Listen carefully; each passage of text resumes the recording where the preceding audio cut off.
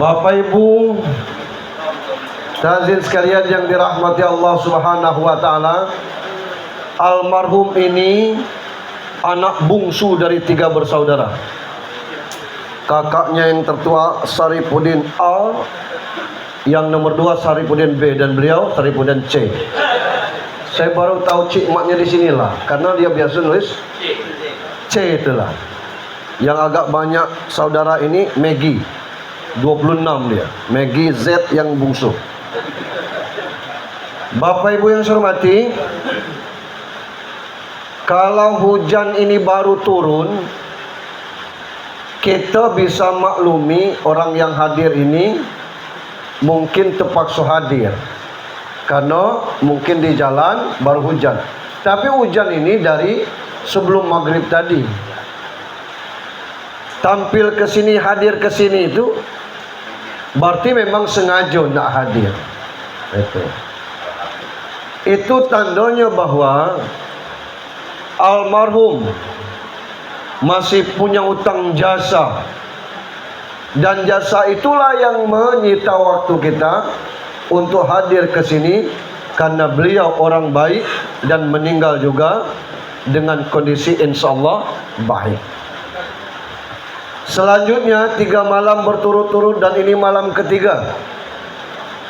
Insyaallah kita tidak akan panjang ceramahnya, habis materi kelak berhenti kita. Salam dan salawat untuk junjungan kita Nabi besar Muhammad sallallahu alaihi wasallam, kepada sahabat, kerabat dan pengikut semuanya. Alangkah banyak HP ni Pak Ustaz. Tu mainan je mak kini. Kita ngikut aja. Bapak Ibu yang saya hormati, Qul innal mautal ladzi tafirruna minhu fa innahu mulaqikum. Maut yang kamu lari daripadanya, dia akan sampai kepada kamu. Tak pacak kita ngelak mati, dan tak bisa kita merubah takdir akan kematian. Sebab sumpah Allah, kullu nafsin zaikatul maut. Setiap makhluk yang bernyawa bukan cuma mati, tapi merasakan kematian. Perkara umur, Rasul mengatakan umatku umurnya kisaran 60 sampai 70. Kalaupun ada lebih daripada itu tidak banyak. Almarhum dititipi umur 64 tahun.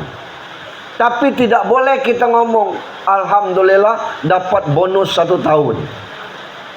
Karena cara kita ngomong bonus 1 tahun itu menyandarkannya kepada umur Nabi. Alangkah hebat kita nak nyamukan dengan umur Nabi. Siapa kita? Nah, lebih dari 1 tahun itu bukan bonus. Memang Allah sudah janjikan 64 tahun. Perkara sakit tidak ada kaitannya dengan maut. Kullu da'in dawaun illal mauta. Tiap-tiap penyakit mesti ada obatnya kecuali maut. Bisa saja tanpa sakit. Dan ingat Bapak Ibu, beliau ini meninggal ketika selesai makan gorengan. Saya tidak terbayang bahwa Pak yang lagi makan sekarang itu. Nah, saya sempat banyak makan. Nah, ini kematian. Hidup kita ini bukan dilihat dari lahirnya, tapi di ujung hayat kita. Kalau pacak berdoa seperti almarhum ini, kita pengen mati model itu.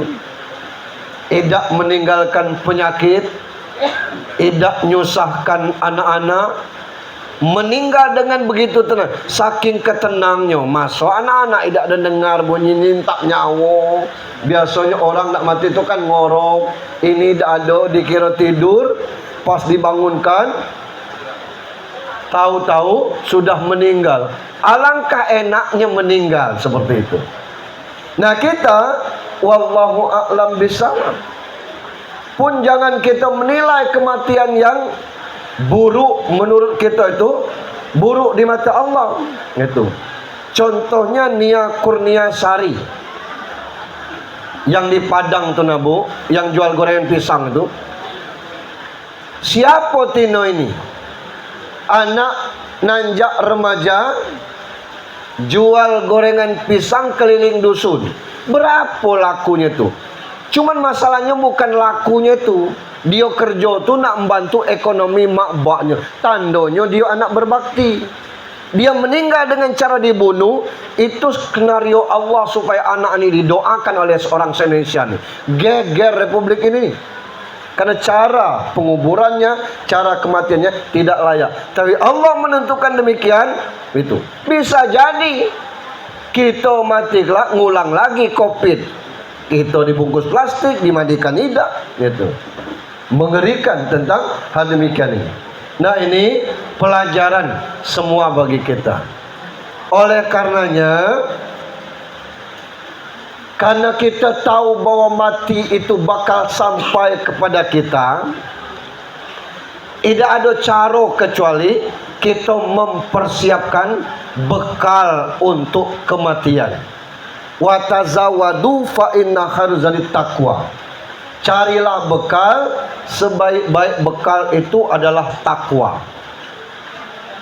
Ciri takwa itu 3 dalam pangkal-pangkal surat Al-Baqarah.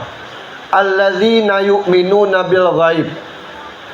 Mati itu sendiri gaib. Alam barzah itu gaib. Malaikat itu gaib.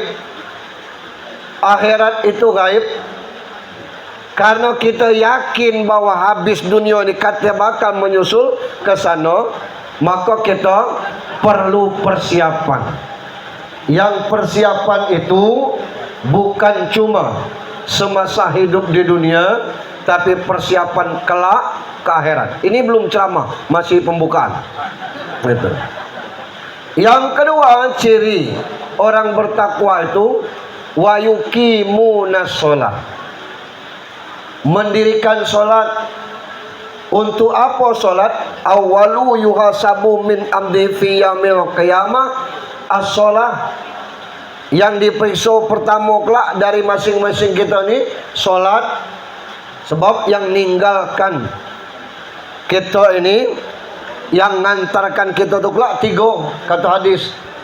Pertama keluarga, sesayang-sayang bini dengan laki, paling dia 5 menit tertunda balik dari pelayat yang lainnya. Lama igonya nunggu di kubur tu ditarik kawan. Diamlah, baliklah. Nangis di rumah kata kawan. Tidak juga nak balik, orang balik. Orang tinggalkan seorang paling 10 menit, nengok kanan nengok kiri, berlari juga balik. Anak-anak juga model itu. Yang kedua harta. Ada yang pakai mobil bini, ada mobil suaminya, ada mobil anak lain. Jangankan untuk dibawa lewat mobil pribadi. Kadang-kadang ada tinggal buruk, kawan bawa balik lagi. Bawa balik di kartu untuk apa? Lah tinggal setak lagi, jadilah batan duduk sugang jadilah katakan. Bekas botol aqua kawan balik baik. Ngapa? Untuk tempat minum di kebun jadilah. Satu tersisa, amal kalau ada. Amal tidak balik galau dia. Ini yang mengantar kita ke kubur. Dan yang ketiga, wa mimma razaqnahum yunfikun. Atas titipan Allah, kalau ada rezeki sedikit-sedikit tu berbagi.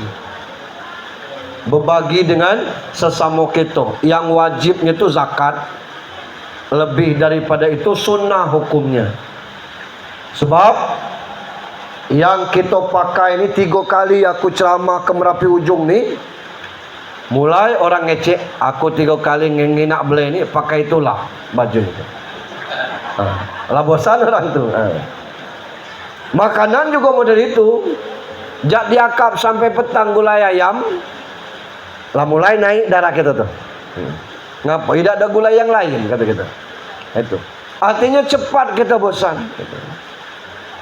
Tapi yang sesungguhnya punya kita adalah yang bisa kita bagikan kepada orang-orang yang membutuhkannya. Mungkin untuk masjid, mungkin untuk yatim piatu, atau kemaslahatan lainnya. Bapak Ibu yang saya hormati, baru kita ceramah. Salah memahami kematian, resikonya kita salah menjalani kehidupan. Kalau ada orang mengatakan takut mati, dikatakan normal kelak, salah. Dikatakan salah kelaknya, memang juga salah. Kita takut mati, bakal mati, berani mati, kadang tidak mati-mati. Siapa yang berani mati Pak Ustaz? Yang masuk catam tuh neken surat pernyataan. Berani mati dan tidak menuntut bila mati dalam kondisi latihan. Sampai pensiun, beza-beza badan, tidak mati-mati. Yang takut mati, mati duluan ya. Itu. Tapi yang jelas, saat ini kita sedang kena gangguan kejiwaan. Itu yang jelas. Kalau kita buat segitiga sama kaki, kita ini terbagi tiga. Yang kita pacak tengok ini namanya jasmani. Dan tidak pacak mesan ini nih. Amun pacak mesan UJH, kau nak lahir dari perut siapa? Pasti aku ngomong dari Iriana. Karut-karut wapres gitu. Amun pacak mesan. Tapi Allah takdirkan dari perut ibu orang Rejang, lahir kita di Rejang. Yang kedua, tidak ada hijau, bapak putih, mak putih, anak hitam. Bisa jadi bapak hitam, mak kumbang, anaknya putih. Ngapa? Datuknya dari pagar alam. Mungkin mana datuknya itu. Itu fisik. Yang kedua ruh. Wa yas'alunaka 'anir ruh, qul ar-ruh min amri rabbi. Di mana ruh? Di seluruh badan kita. Di rambut ada ruh. Buktinya rambut kita hidup. Dipotong tumbuh dia, dipotong tumbuh dia. Di kuku ada ruh. Dipotong kuku tumbuh dia. Di gigi ada ruh. Ngapa tidak manjang Pak Ustaz? Karena memang takdir gigi tidak manjang. Kalau gigi itu mati hitam dia. Gigi mak aku hitam galau Pak Ustaz. Nyo makan sirih, beda lagi. Di kulit itu ada ruh. Kalau nyo mati kulit itu namanya kapalan. Cubitlah kulit yang kapalan itu, tidak terasa sakit. Itu tanda kulit kita mati. Yang ketiga komponennya jiwa. Jiwa dengan ruh inilah yang kita sebut nyawa tuh. Nah yang galak sakit itu jasmani dengan jiwa. Tidak ada orang ke rumah sakit. Sakit apa guys? Sakit ruh. Tidak ada. Sakit apa? Darah tinggi, kolesterol, gula naik, asam urat, asam lambung. Itu sakit jasmani. Tapi kalau kelakuannya tidak sama dengan manusia normal, bermotor bawa pedang panjang, bacok orang yang tidak bersalah, itu sakit jiwa gitu. Kejiwaannya kena itu. Atau untuk milih seseorang dikasih 300 per kepala itu. Agak kena kejiwaan kita tuh. Lah ya Pak, kenapa harga diri kita ni lebih hina dari tai. Kita hitung-hitung 300 itu kali 5 tahun tuh tegadanya. Kalau 300 bagi 5 itu 60.000. 60.000 per tahun. Bagikan 365, artinya 15 rupiah sehari. Kencing di terminal tuh tidak 2.000, tidak baca keluar kita. Itu sekali kencing. Nah kita 15 rupiah sehari. Ini kejadian. Nah untuk mengetahui kita nih sakit jiwa atau tidak, kita coba tes dengan ayat Allah. Inna lillahi wa inna ilaihi raji'un. Artinya itu lebih kurang sesungguhnya kita milik Allah dan sesungguhnya akan kembali kepada Allah. Kembali kepada Allah itu apa maksudnya Pak Bu? Hah?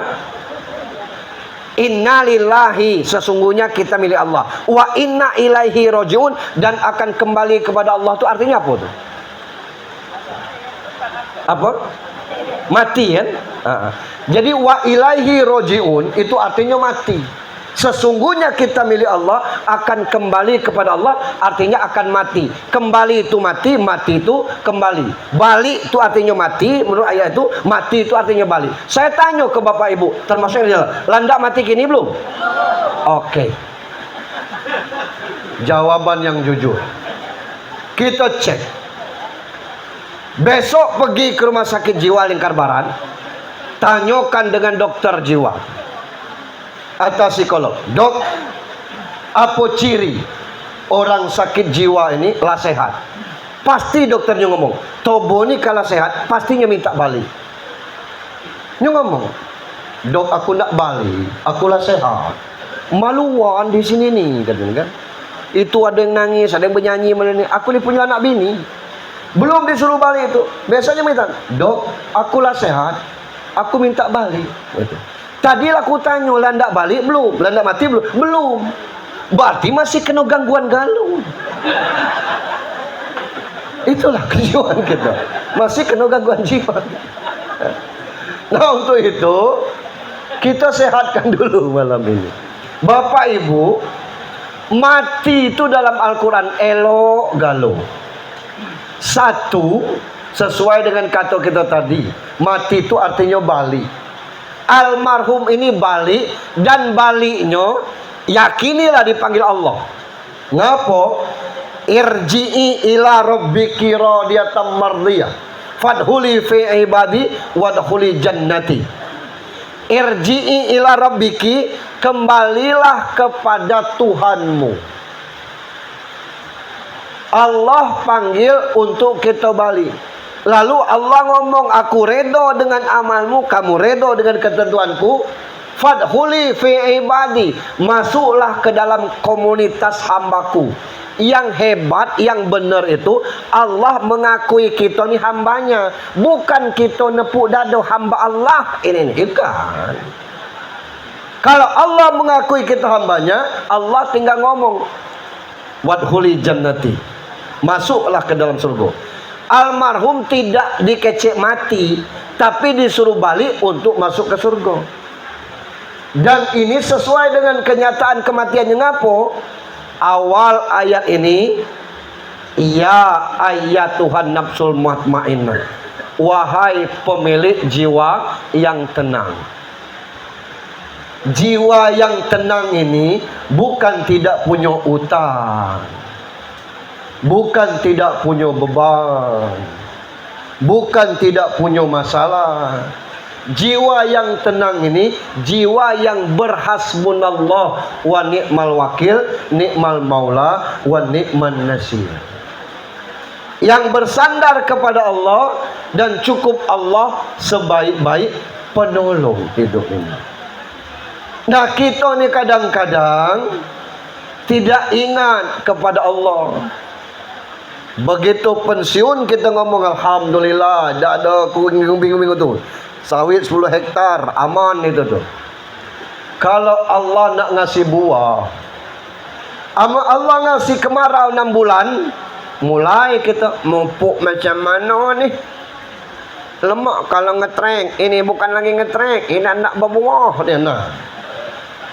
Sementara sumbernya dari situ. Kita fokus kepada gaji, gaji itu tetap. Kita fokus kepada usaha, kadang-kadang usahanya itulah tidak percaya. Cuba tengok dengan orang yang balik umroh berulang-ulang. Dia kerjanya ngelola toko itulah. Tahun depan umroh, tahun depannya ke umroh lagi. Ada peningkatan toko? Tidak. Dari mana rezekinya? Dari Allah. Secara logika kadang-kadang susah kita menerima kenyataan. Ada penjaga SD, tapi anaknya sekolah di fakultas kedokteran. Kok iso? Karena rezeki bukan dari gajinya penjaga SD, tapi dari Allah Subhanahu wa ta'ala. Nah, ini orang yang memiliki ketenangan jiwa. Kita ini tidak tenang jiwa ni, galak mikirkan yang belum sampai sebelum menghabiskan yang hari ini. Galak mikirkan urusan dunia, lupa kepada urusan akhirat. Itu. Sembahyang seperlunya, solat ala kadarnya. Orang galak bertanya macam mana solat khusyuk tu Pak Ustaz. Tidak ada fikihnya solat khusyuk tu. Asal wuduknya benar, solatnya benar, khusyuk lah tu. Allahu Akbar, asal tangannya tidak di sini, insya Allah khusyuk. Tapi kalau dia mampu masbuk, tidak tahu, tinggal 2 rakaat, misalnya Isya, kitalah 2 rakaat, dia baru masuk. Begitu dia masuk, yang tinggal 2 rakaat tadi kebunnya Allahu Akbar, sami Allahu Akbar, itu tidak akan khusyuk. Karena dia tidak paham. Kalau kita paham soal solat, insya Allah khusyuk itulah. Kalau tidak ingat apa-apa, tu pingsan namanya.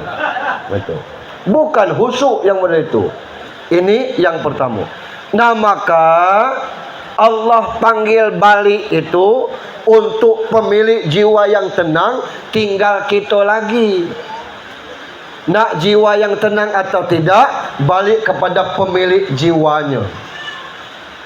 Tidak usah khawatir untuk anak cucu, karena rezeki mereka sudah diatur oleh Allah Subhanahu wa ta'ala. Nabi Musa itu tidak pernah membayangkan kalau tongkatnya pacak membelah laut. Begitu Allah perintahkan, terbelah laut. Nabi Ibrahim membayangkan dia bakal mati di bawah timbunan api yang sebesar Masjid Nurul Huda tu. Tapi begitu api itu padam, dia menggigil kedinginan. Kita pun tidak tahu macam mana kehidupan kita setahun 2 tahun kelak. Siapa bakal menikahi anak kita, siapa bakal menjadi cucu dari cucu kita. Tak usah khawatir, jalani tugas masing-masing. Sebagai istri yang baik, sebagai ibu yang baik, tugasnya adalah mengantar anak ke sekolah. Paham Bu?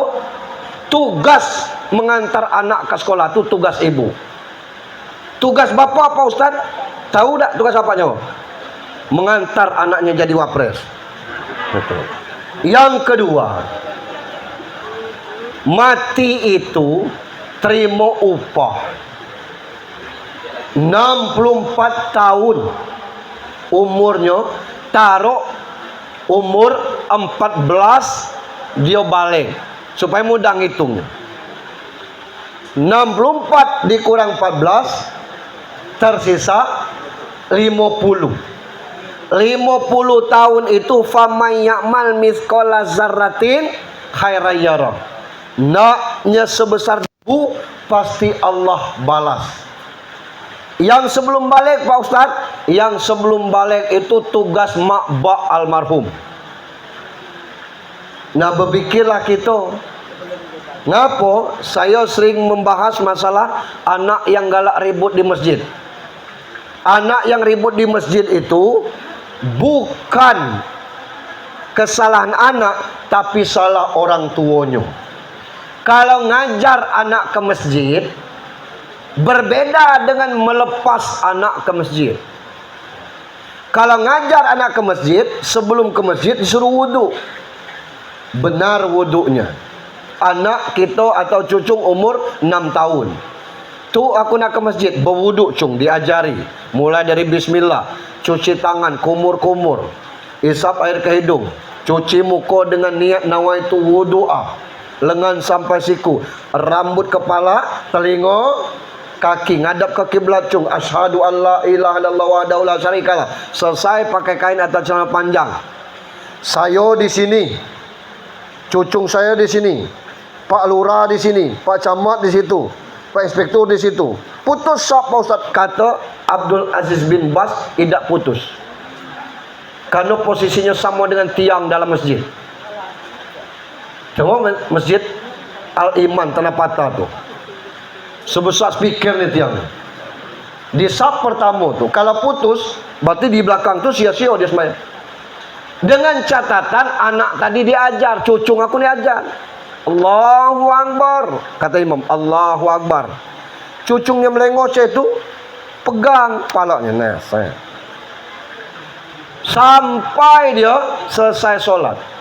Kata ulama, kalau saya ngajak cucung saya ke masjid, saya di saf depan, imam ngajak sembahyang, Allahu Akbar, Allahu Akbar. Ada bunyi anak makin itu pasti suara cucung aku harus keluar dari barisan itu, ajak cucung itu balik. Karena mengganggu orang nak sholat. Yang demikian dosanya untuk makbaknya. Ngapo pengurus masjid tidak berani negur anak yang ribut di masjid, karena bak anak tu bakal jadi musuh pengurus masjid. Itu yang kadang-kadang susahnya kita. Nah, oleh karena itu, yang dibawa balik itu tanggung jawab bapak almarhum Pak Cikmat dengan istrinya. Tapi yang dia balik ke atas itu pulihan almarhum akan dibayar. Kapan bayar amal kita nih? Nunggu kita mati. Dalilnya Pak Ustaz, alladzi khalaqal mauta wal hayata liyabluwakum ayyukum ahsanu amala. Allah jadikan mati, ayatnya macam itu. Allah jadikan mati baru hidup lagi untuk melihat siapa di antara kita yang terbaik amalnya. Sekarang ini banyak yang ahli ibadah di depan kita nih, yang kalau semayang tidak mau di rumah, selalu nak di masjid. Tapi mana ciri orang banyak pahala nih? Tidak ada tandanya. Lemak kalau makin sering semayang makin mutia gitu. Atau malah semayang ngitam ngumbang. Lemak kita nggak marah semayang. Tengok lebaran kalau kumbang nih. Itu. Lemak kita jadi atau siapa yang paling besar dosa di antara kita? Tidak nampak, Pak.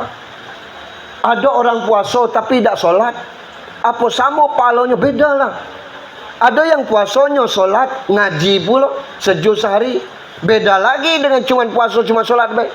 Nyo puasa, sholat, ngaji tiap petang, nyo ngasih takjil ke masjid, lah beda lagi. Puasa iyo, ngaji iyo, ngasih takjil iyo. Kemudian sholat tak pernah tinggal, malam-malam sudah tarawih habis tidur, nyo tahajud lagi, beda lagi. Ada yang puasa tidak, sembahyang tidak, kemudian ngaji tidak. Tapi menjelang hari raya sibuk nyari pejabat untuk minta THR. Nah, itu kebeda lagi. Ini tidak nampak di dunia ini. Akan nampak pahala itu di akhirat. Maka kata anak menantu almarhum tadi terkait dengan amal kita ini kan 3. Ada amal badania, sembahyang, ngaji, puasa. Ada amal harta. Contohnya zakat, sedekah. Ada gabungan amal badan dengan amal harta. Contohnya jihad, haji, umroh. Kalau almarhum ni punya utang piutang di luar sepengetahuan anak bininya, malam ini ada orang datang ke sini ngomong ikut utang Pak Saripudin dulu. Catatannya ini ada 500.000, bayar. Dia lah meninggal 3 hari yang lalu, utangnya kepada Allah lunas. Karena terkait dengan malia ini langsung. Atau kata ketua Masjid Nurul Huda, masjid ini nak kita pugar, kita buat 2 tingkat. Di bawah ni sekolah, masjid di atas. Butuh dana sekitar 3 miliar. Sepakat anak-anak almarhum ni nyumbang 3 juta atas nama almarhum. Maka pahalanya mengalir kepada almarhum. Nanya galak ribut ni amal badaniah. Apa itu? Besok 3 hari habis asar kita di sini baca Yasin untuk 3 hari. Ada yang ngomong sampai, ada yang ngomong tidak sampai. Yang benar macam mana Pak Ustaz? Yang benar salah kita ngambil kapling tugas malaikat. Yang nyampaikannya malaikat. Kenapa kita pening ngusi itu tuh? Baca kan baik, mau tidak sampai untuk kita tu lah. Gitu. Nah ini tentang kita ni galak pening urusan yang bukan urusan kita. Ada yang ngomong yang yasinan tahlil tidak sampai. Lah tidak sampai untuk kita, itu tuh. Tinggal kita mau atau tidaknya. Yang ketiga, doa sebagai tambahan dari almarhum. Andai kata almarhum ini pernah daftar haji, misalnya, dia belum haji? Misalnya dia belum sampai haji, maka anaknya wajib membadalkan. Macam mana Pak Ustaz? Anak-anaknya belum ada yang haji. Banyak travel umroh, banyak ustaz-ustaz yang pembimbing. Konsultasi, Pak Ustaz, gaek kami ini waiting list, belum sempat berangkat, diolah ninggal. Macam mana? Nah, ada ustaz bisa berangkat haji sebagai pembimbing misalnya. Dia berangkat membadalkan haji bapak kita, boleh yang seperti itu. Karena dia ini sudah terdaftar, tinggal menunggu waktu saja. Kalau tidak pakai waiting list ini, lah berangkat dia. Nah, yang terbaik memang anaknya berangkat, tapi tidak pacak anaknya juga belum haji. Untuk bisa membadalkannya ini syaratnya orang yang sudah haji. Maka dibadalkan hajinya, kita upah kepada orang lain untuk menghaji atas nama bapak kita. Itu sampai dalilnya jelas. Semua 50 tahun itu bukan main dia pacak menjadikan anaknya sarjana, menjadikan anaknya berguna bagi kota Bengkulu, provinsi Bengkulu nih. Ada yang untuk Indonesia, BWS 7 itu Indonesia punya wilayah dan sebagainya. Provinsi Bengkulu ini dikuasainya. Anaknya kerja situ, menantunya kerja di sini. Itu almarhum, tidak sembarangnya milih untuk anak menantunya. Itu segala bentuk amal. Belum lagi tanggung jawabnya kepada istri, meninggalkan rumah yang bukan cuma layak huni, lebih daripada itu. Itu semua dihitung pahala. Sebesar-besar pahala sedekah lebih besar daripada pemberian suami kepada istrinya. Maka istri itu jangan cerewet ego. Betul. Menanggung kami lanang. Yang ketiga, mati itu pindah dari tempat yang sempit ke tempat yang luas. Dunia ini sempit, Pak, Bu. Kami Pagar Dewa tuh, yang bukan penduduk asli Pagar Dewa, itu kemarin patungan cari lahan makam, dapatlah di daerah Padang Ulak Tanjung arah Semakau situ 4 hektar. Kita bebaskan, bayar. Ngapo? Mana nak nyari tanah di tengah kota ni?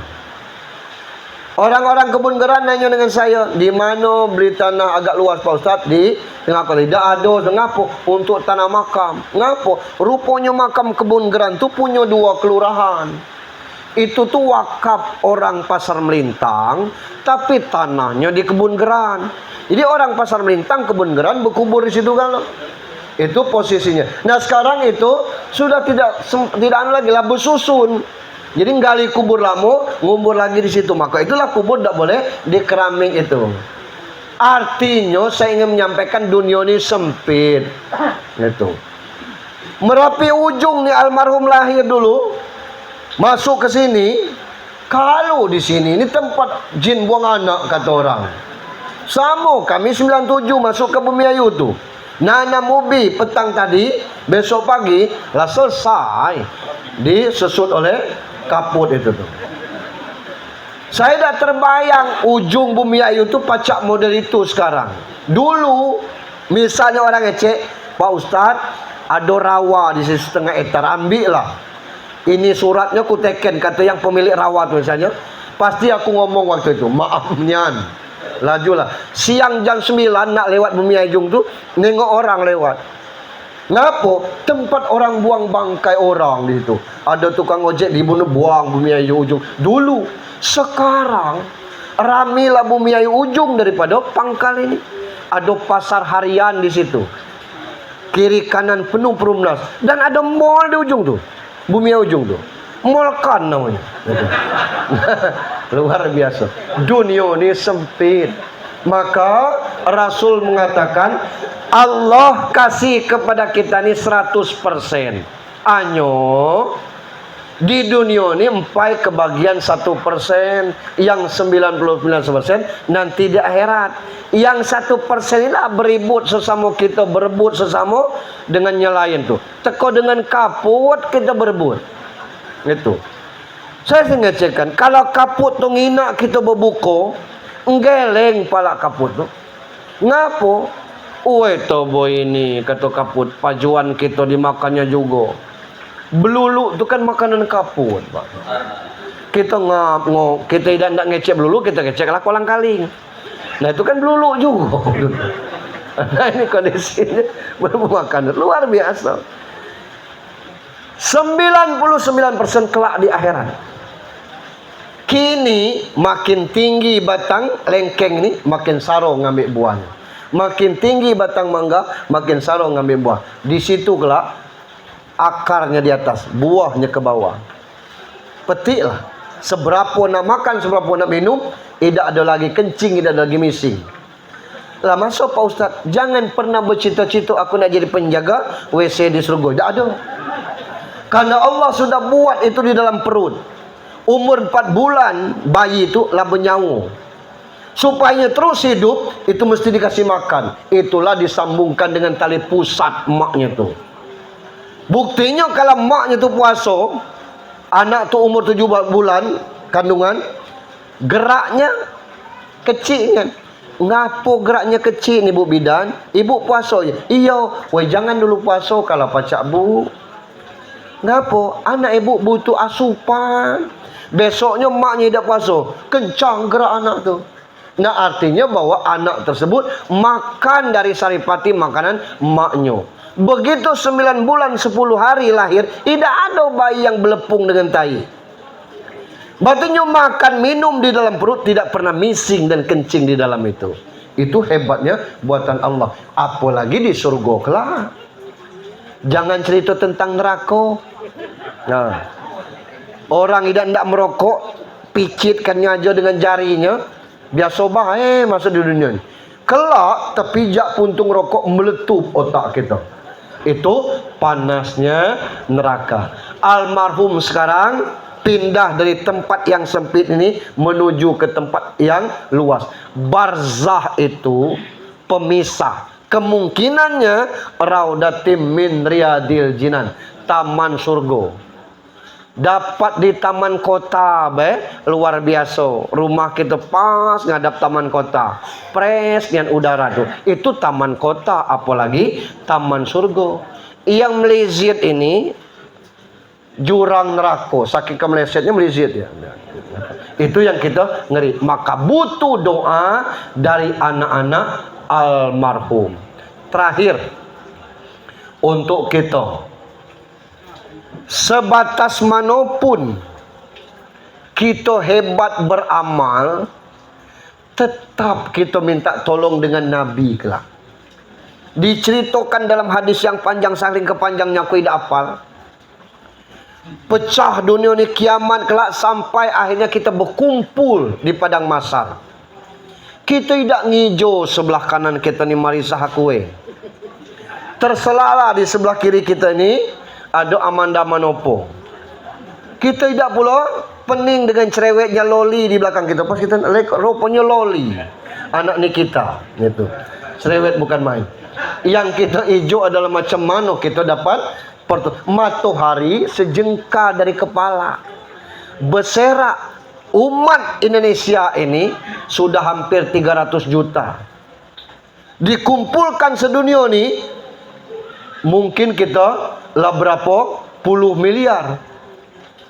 Cina mencapai 5 miliar, India juga model itu. Makanya tidak boleh pengajian di India model-model ini nih. Kenapa? Lebih joget dia. Maka di India tu muncullah pengajian dari rumah ke rumah seperti jamaah tabligh itu. Karena kalau rame-rame nyenam joget itu. Nah ini. Nah ini kita sebanyak itu orang yang kita cari kelak Nabi Adam. Ketemu Nabi Adam, kata Nabi Adam apa? Kau bertanggung jawab, kamu di bapak manusia sebanyak ini nih. Sampai ke bila model ini nih. Jadi kata Nabi Adam apa? Ya mintalah syafaat la ilaha illallah. Lah ngapa kata kan? Woi aku maluan. Acak aku ni sampai kiamat, aib aku tersebar. Ngapa? Temakan buah huldi. Aku tidak berani dengan Tuhan. Jadi macam mana? Cuba temui Nabi Nuh. Nabi Nuh itu seluruh doanya terkabul. Tidak ada yang tidak terkabul. Cari, kau kan ulul azmi. 5 Nabi dan Rasul yang paling dekat kepada Allah. Tolonglah Nuh, oi kata Nuh. Jangan yang. Ngapo? Aku pernah salah doa. Ngapo salah doa? 600 tahun Nuh tu jadi Nabi Pak. Umurnya tu 950. At-Tagabun ayat 14. 350 umurnya jadi Nabi. 600 tahun jadi Nabi, dapat pengikut 80 orang. Setahun 80 itu pun masih kurang. Ini 600 tahun 80. Kesal, Nuh berdoa kepada Allah. Dalilnya surat Nuh ayat 26. Rob la tazar alal ardi minal kafirina dayal. Jangan kau suruh hidup tubuh yang kafir di muka bumi ya Allah. Bab betino kafir nikah dengan lanang kafir, anaknya kafir. Bapak kalong, anak kampret. Bapaknya nyolong, anaknya nyopet lah. Dikabulkan oleh Allah. Kalau begitu kau buat kapal. Dibuat kapal, orang 80 tu naik ke kapal. Teko bini Nuh dan tak ikut. Maka itu kita disebut ya Bani Adam. Di surat Al-Isra ayat 3 kita disebut dengan zurriyatan hamana ma'anu. Kita ni anak-anak keturunan orang-orang yang bersama Nuh. Itu tuh. Aku malu kata Nuh. Gara-gara itu aku membunuh sebanyak idak gara-gara banjir bandang. Minta ke depan Nabi Ibrahim, kata Nabi Ibrahim, ya Allah, aku 3 kali ngicu. Nabi Ibrahim seumur hidup 3 kali ngicu. Kita sejam 6 kali. Gitu.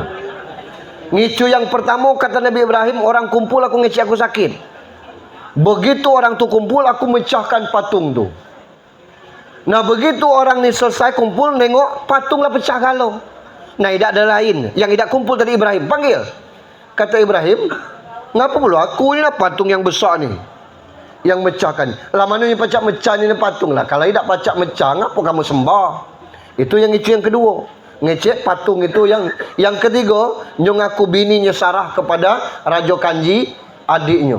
Karena raja tu ndak bininya tu. Dia maunya adik kandungnya. Itu seumur hidup Nabi Ibrahim. Tak berani aku. Minta kepada Musa tak besok. Minta kepada Isa tak tembus. Terakhir minta kepada Muhammad.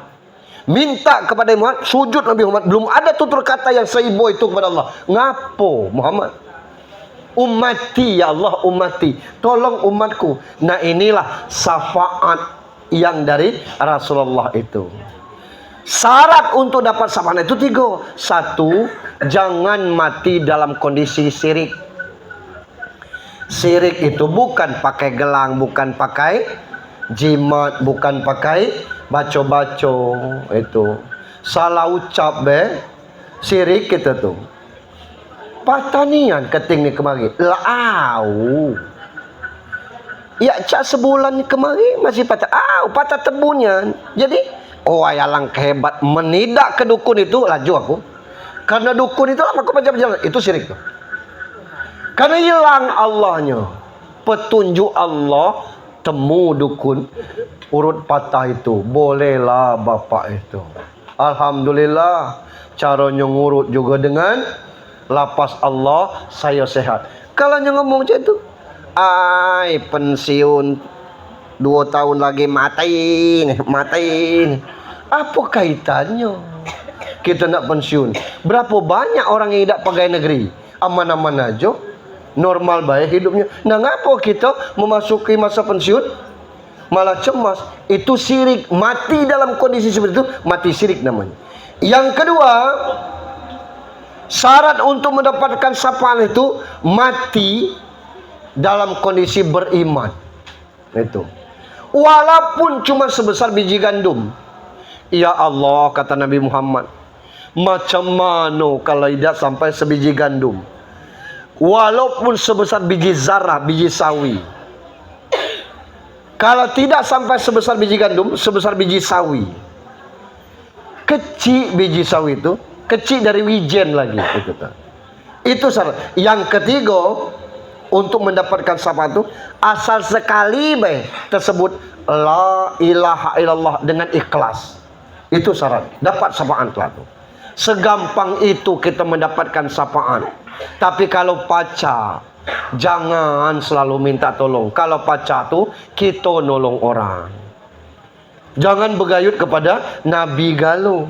Walaupun itu ada hak kita. Kalau kita Islam dan pernah sakit gigi, insya Allah pasti pernah terucap la ilaha illallah tuh. Bab orang yang sakit gigi itu kadang-kadang spontan.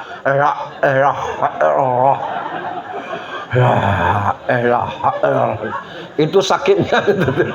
Coba tidak ikhlas mengucapkan la ilaha illallah seperti itu, dia berhak atas syafaat. Angkat kepalamu kata Allah, apalagi yang kau minta?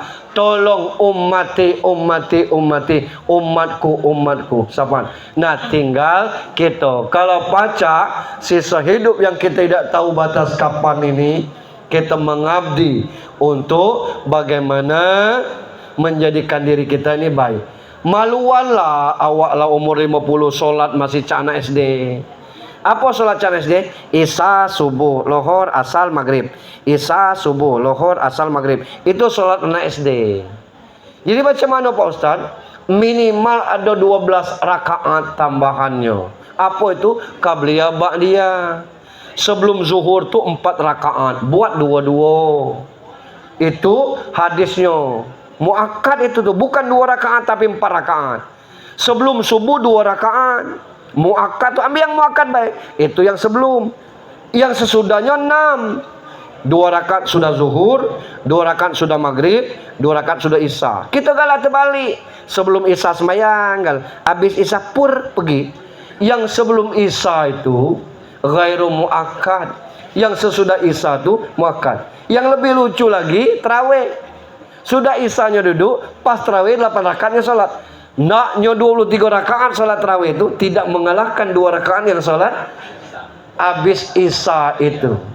Itu kalau ndak yang paket 12. Kalau nak yang paket 40, itu tadi 12 ditambah 17, 29, tinggal nambah 11 lagi. Apa 11 tuh? Tahajud 8 rakaat, witirnya 3 rakaat. Aku Pak Ustadz terbangun tuh kadang-kadang lah jam 4. Jam 4 itu masih panjang waktunya. Kita mandi jam 4 paling 15 menit mandi. Masih jam 4 seperempat. Subuh tuh jam 4:30 lewat. Dari 4:15 sampai 4:30 atas kasur ke bawah cukup. Kalau kita enggak itu tuh. Aku kalau jam 4:15 tuh sudah di masjid Pak Ustadz. Untuk apa nenggugu di masjid itu? Sembayanglah kita tahajud di masjid itu. Apa boleh? Asal belum azan masih sah kita untuk sholat tahajud. Kalau enggak itu solat kita. Sebab nanti Allah kasih tahu. Coba dicek solatnya. Woi banyak bolong ini kata malaikat. Coba dicek solat sunatnya. Banyak anak yang bolong tu tambal dengan solat sunat tu. Selesai kata Allah. Selesai macam mana? Larapi kina antar ke surga. Nah sekarang misalnya solat kita banyak bolong Tuhan. Coba dicek solat sunat. Tidak ada. Lah sudah. Apa penambalnya? Tidak ada. Kemana ngantat ke neraka Tuhan. Nah itu yang kita khawatirkan. Mudah-mudahan kesempatan yang ada nih sealim-alimnya kita tidak ada begitu balik langsung sholat lengkap itu. Walaupun dia alumni pesantren, kadang-kadang lah beranak dua belum kira nak sembahyang. Kadang pun sembahyang karena ada mertua. Tidak ada mertua tidak sembahyang. Nah, kekurangan itu. Nah kita bayar dengan salat sunat kita.